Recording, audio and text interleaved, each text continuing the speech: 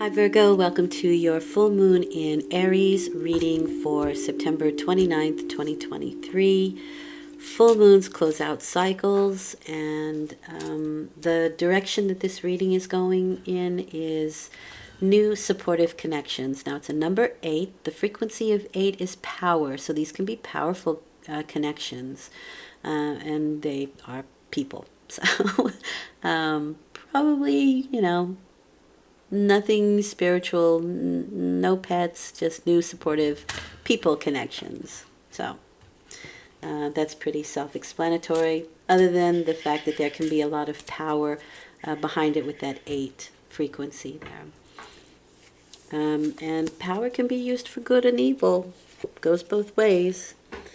But it is infinite power, the 8. So that's the focus of the reading, but your focus, as you move through this energy, is strength, which is another 8, which is really nice. It's again a powerful card, as it would be. The card reads inner strength, courage, power, protection. For me, the strength card also holds the energy of the need to balance egoic energy. But it is a very healing card. It is associated with the sign Leo, and it's taming the beast within, that ego energy. But it's also healing, physical healing, emotional healing. It does not matter. It's a very healing energy that goes with it. No, I think that's all I want to say about that. Okay, so what is closing out for you? What's the full moon? What cycle is being closed out for you? You have the Six of Swords. This is kind of taking the lessons that we've learned from maybe a difficult situation and wanting to rebalance, and doing it from a distance, probably mental distance, because we're looking for calmer waters here. We're leaving these intrepid or difficult, wavy emotions, finding a quiet place to deal with what just happened and bring balance back to the situation.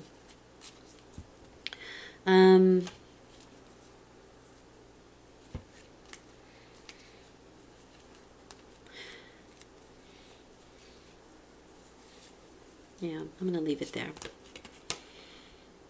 Okay, with that you have the Ten of Pentacles. The Ten of Pentacles is your legacy. It is communication. It's your daily life, daily living costs. In this case, I feel like it has more to do with maybe community, family, the family unit, community, neighborhood, that kind of thing. You definitely have a hierarchy here. You have the grandfather, the parents, the child, the pets. So there's a hierarchy here. It is your legacy that you leave behind. It can be financial negotiations as well. But I do feel like there was some communication that took place that you may have to think about for a while, that you may have to kind of take yourself out and figure out what's going on here. The need to communicate. But it can also be your daily life. So even just maybe kind of turning away from the more difficult aspects of your thoughts to just, doing the laundry, doing dishes, mowing the lawn, going to work, coming home, making dinner. It's just your daily activities and the people that you speak to on a daily basis as you're going through your daily activities.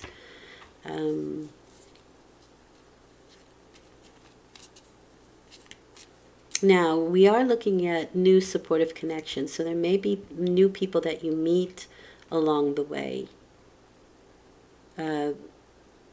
or can have conversations that really kind of, there's something that hits home about it. There's something that you can use as you're, talking to the barista or, the checkout person, whatever. But they are supportive, and that's nice. Tens are the end of a cycle, which is what the full moon does. but we're simultaneously beginning something new. Now, this can also be financial negotiations. I think I said that already. All right, you are the supportive friend, possibly, because this is the Three of Cups. Now, this is the column of you and how you deal with the situation. And these are friendships, so you could very well meet a good person that you can become friends with here that are very supportive, or vice versa, you can become a good friend to somebody who's in need. These are the muses. It is the joy of life, the joie de vivre, and it is the gratitude that we have for the things and the joys of life that pull us through any kind of difficulty. But something or someone's going to come along, which could be you, and meeting new people, and you could be inspiring. You can inspire people. And this is very creative. 3 is a creative number. So we're even seeing in this card people who are creating something. So, you could actually be taking a creative class and be inspired and want to inspire people. Nice, really nice connection with this card and the new supportive connections, because these are people that hold each other up, right? They celebrate each other. Unexpectedly, the Tower. The Tower is often thought of as quite negative, but it's aspected very nicely with that 3 of Cups. So there can be surprising new people coming in. The things that you didn't expect that come from new connections. There can also be things that break down. Doesn't have to be tragic. My toilet backed up and I got the Tower card. So it's trying to make you aware of something. It frees you. It's the hand of God that wipes away what is no longer necessary in your life. It frees you from a situation that you may have found difficult to get out of yourself. So there can be creative, inspired ways of dealing with this particular situation that comes from new connections. And that gives you the courage and the inner strength maybe to leave a situation that you found difficult. This is definitely the card of moving on.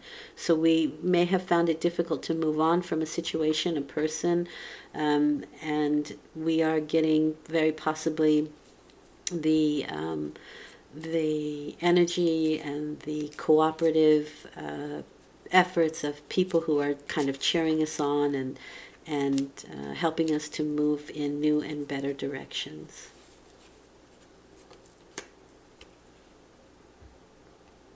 So the outcome is the 9 of Swords. What you want to be careful of is letting a thought get away from you. This person is quite worried in this picture, but what they're thinking or believing may or may not be true. There may be a partial truth to it, and we're making it worse than it is by just letting our thought go down a pathway of worst case scenario. But it doesn't have to be. The blanket that he's under has the images of the star signs, right, of the zodiac signs. And so for me, that very much means that the planets can be at play here. So there may be some planetary aspects that are making things a little bit difficult at the moment for you, Virgo. Can also be sleepless nights and insomnia. And it may just be enough that you change your room around, flip your mattress, banana tea, magnesium, right? Also helps to calm your muscles and relax. This card asks you to quiet your mind, so meditation could be helpful so that you're not overthinking things and staying up late at night trying to figure life out. This can be things from the past, people from the past, situations from the past that you're kind of either that are coming back, that you're worried about, can be children or young people. And it's also the idea of not wanting to make the same mistakes again.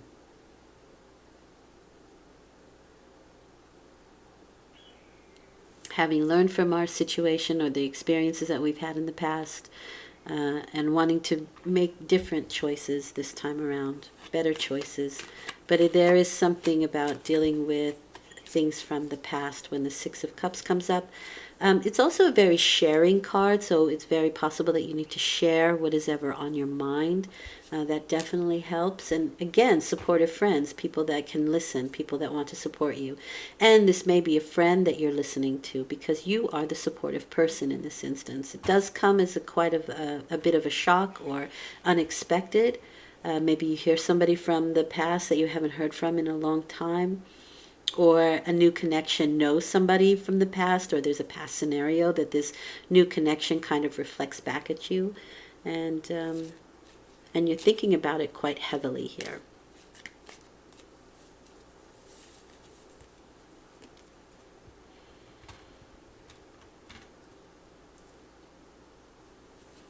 This is a persevering kind of energy, the Seven of Wands.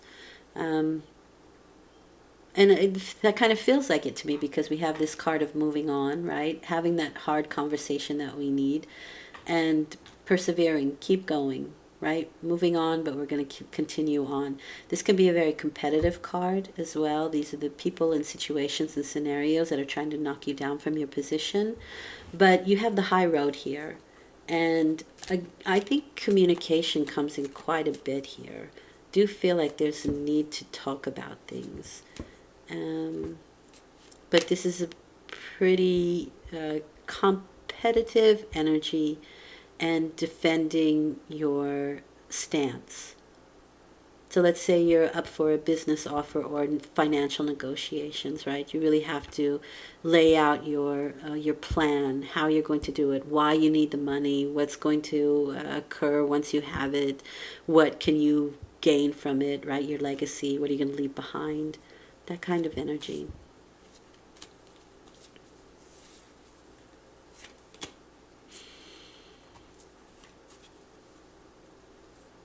Work and health with this card, the Eight of Pentacles. It's throwing out distraction, which could be whatever's going on here in the Tower, and just getting work done. It is a healthy body and a healthy wallet. There can be some overtime with this card, but you're good at what you do, so you can knock it right out. But this is definitely concentrating and honing your skills. And interesting because this is a creative card. And again, we have that creativity, people honing their skill here. So interesting that I just think that's something unexpected. Maybe you have like... you're trying out a new talent and you're unexpectedly good at it. You know, it's just, it comes naturally for you. That's also very possible here with this card. You just happen to be really good at it. For some, there can be celebration for new jobs that kind of come in out of the blue, or a new connection that we meet, or somebody that we meet has a job offer for us. Something quite supportive and something that you like to do that's very creative. That's also possible here, and it comes in quite unexpectedly, and it gets you out of a situation that you didn't want to be in the first place. Nice. It gives you strength, right? Nice. And it helps you to use your talents. Two of Pentacles. Okay. This is the feeling of being between a rock and a hard place.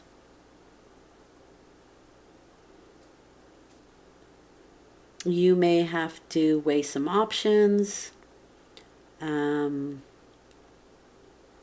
There's choice between two things, or you may be moving money around from one account to another, trying to even out financial situations or even physical health here.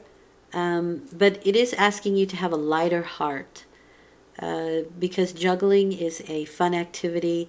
The card's wisdom is to approach this situation lightheartedly.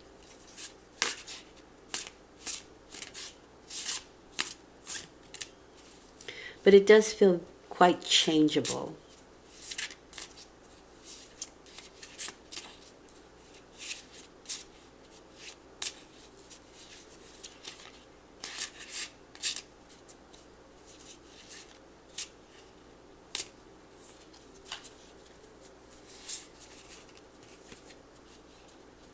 Okay, I'll leave it there. So what the Spirit wants you to know, you have the Queen of Swords. So this can be a new connection, right? This is somebody who is clear of mind, is what the card says. Negatively aspected, a bit of a cold heart. This is the energy of being honest, unbiased. On a negative side, you can be critical, or it says narrow-minded. The Queen of Swords for me is the card of Virgo. So it's very much your energy. It's a very discerning energy. It is a critical mind, and they can speak rather critically as well, negatively or positively aspected.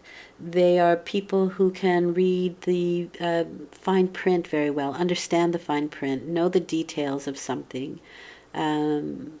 Very sharp in mind. Logic and reason are their go-to, but and rarely the heart comes into it. It's not quite the master of their mental thinking, but they are busy trying to understand things on a mental, logical level. They are usually pretty intelligent people, and they can learn quickly. And so this may be somebody, you'll know them with they have sharp features. So maybe they have high cheekbones or a sharp pointy nose or chin, and very often their eyes are narrow. They're often very refined people, and I find them to be quite attractive. So if you think about the model, right, they usually have chiseled features, high cheekbones, very refined way of behaving and dressing, that kind of energy. It's not a given, everybody doesn't, but that can give you some clues. Okay. All right. Thank you for listening. I hope this has been helpful. I will return in 2 weeks with a new moon reading. I also do dailies. I'm grateful that you're listening, but I do hope that it helps mostly. Thank you very much. Take good care. Bye.